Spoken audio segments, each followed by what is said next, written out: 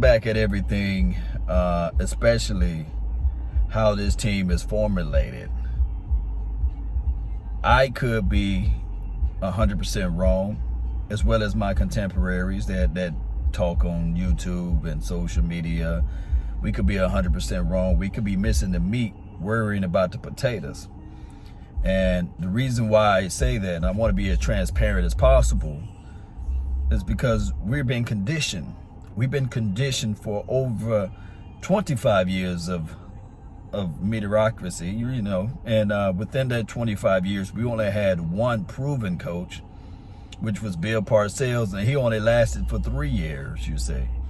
So my thing is, we could be over-analyzing everything, completely everything, because Mike McCarthy is now in this system, and I'm thinking that at first, we still bring up the Jason Garrett administration. We bring up all of the pitfalls from there. Not saying that Mike McCarthy is just going to come in and walk on water, but I'm thinking that we're looking from the lenses of the old regime, like the Jason Garrett administration, as it relates to draft philosophy, as it relates to the product that was on the field, as it relates to the 8-8s, the 8-8s, the 8-8s. I think that we've been conditioned to think that this team is still the exact same team. And can I be transparent?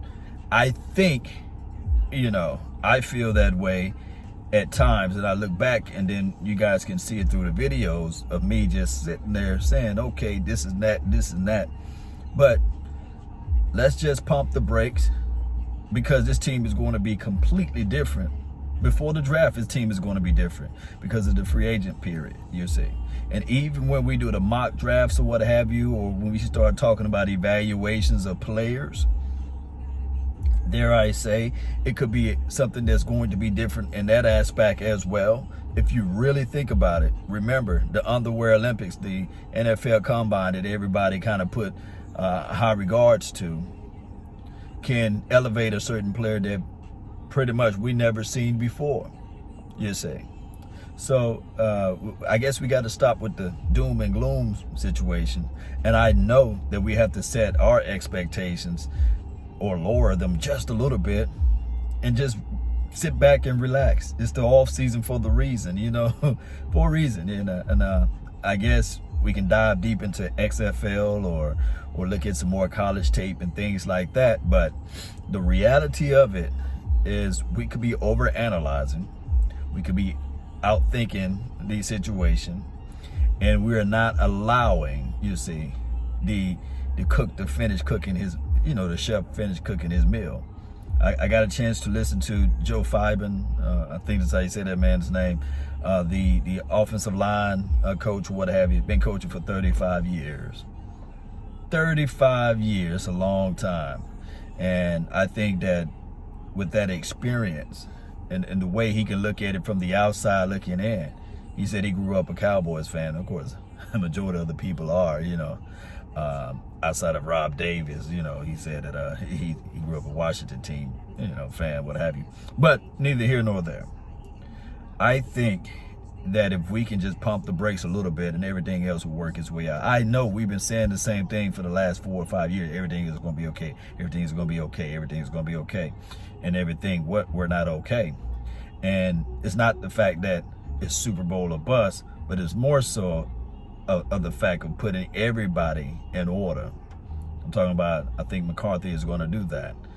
I got a chance to listen to Skip Pete's interview on DallasCowboys.com as well, and he was talking about the temperaments of Ezekiel Elliott. He got a chance to see Ezekiel Elliott.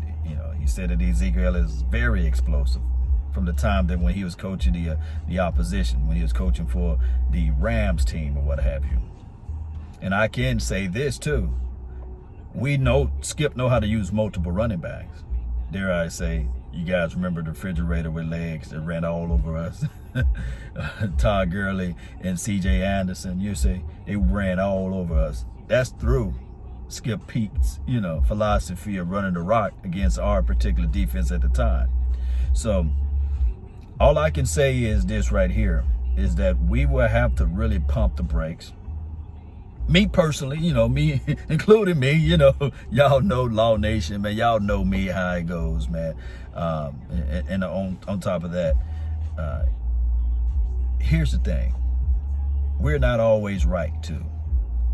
I think that people value my opinions. People ask me all the time, hey, what do you think about this player? Do you think we should move up in the draft? My guy, Foots the King, he reached out and on Twitter, and he was saying, hey, about the philosophy of moving up to get the person that you want, you see. And I was with the belief, and I'm still with the belief, defense. Got to draft from defense. And if you want to play with the, quarterback hunt in the second round, you do that in the second. You move up, or you move back into the first round, and you get the guy that you think that can be a difference maker. I really look at it in these parameters too. The CBA, the collective bargaining agreement, is right around the corner. So a lot of players are looking at it like, I don't want to sign now. And I think that some players are, or some players should have the right to be selfish a little bit. Some players should be, they putting their life on the line, and on top of that, the guaranteed money for the NFL is not the same as it relates to the NBA and baseball. So they're looking at everything. Their agents are looking at everything, because they just don't represent only the NFL. Some agencies represent multiple levels of sports: hockey and soccer and football and basketball and baseball. So they give advice to these players, hoping that they can grab hold to some of the knowledge that they got, because this is a screw business. This is a business, whereas, you fold up like a wallet and you can't walk no more. They say, all right, it was nice for you to play in this game, but, they move on, you see. CTE situations, you see, that's been going on. One can argue the fact that, CTE occurs in anything, You can be working constructions, or you can be playing different sports and you have head trauma and things like that, or you could be in a car wreck and still have CTEs and these sorts of things. But the NFL is the NFL. It's a multi-billion-dollar industry, and by the time we all dead and gone, or with a head full of gray hair, it may be $1 trillion industry, you see. Sports is a gladiator sport, minus the killing, you see. So, and they building stadiums after stadiums, and hopefully, in a perfect world, this XFL would be like a gateway or a bridge. Like after college, you can go to XFL if you didn't make it to the pros or the NFL, and you can still play that sport and then get recognized because you be on the national TV, and who knows what that can go and develop from there, you see.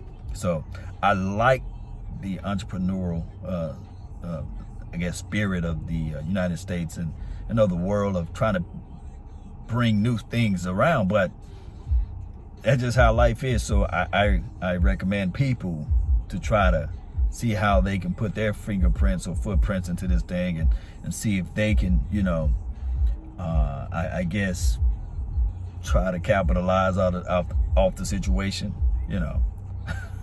It's a capitalistic society, so I hope I don't, just go over people's head, but it's time to save your money, pack up some investments, and diversify your portfolio, and start making the right investments, because that's what society is doing. And if you start today, it's not going to be too late. Just start now. Don't wait for next week, but start now on trying to capitalize off of the way the NFL is doing, and the way all of these other people are doing as it relates to sports activities and beyond, But neither here nor there. Like I said, I want to say this. Maybe, just maybe, we are over analyzing everything for the nation, baby. I'll be transparent enough to say, hey, yeah, I'm the first guy to say, okay, because we never know, but we do know that, I do know this, Jerry Wayne is a salesman, Jerry Wayne Jones, man, remarkable, brilliant, talented. Tell everybody, look, the moon is made of cheese. You want a slice? You want a piece? You want some rotel dip? I got this moon for sale. Land on the moon for sale. And if it's not broke, why fix it? You know, I try to fix it if it's not broke. And that's what he's been doing. And we're just along the ride. But I want people, including me, to look back at this thing and say to ourselves and say, you know what? This is a new era. This is not a coach that's going to be clapping on the sidelines. It's not a coach that's going to be sitting back, not making the necessary adjustments. It's not a coach that's going to allow players to make mistakes and not hold them accountable and say that I held them accountable, but under closed doors, you see. No, we need somebody to really set the tone, set the precedent, and all of those things. Let me know how you guys feel. Post me your thoughts, post me your concerns down below. That's been my time. I really thank you all for yours. And remember, you're listening to nothing but the best. Let's go.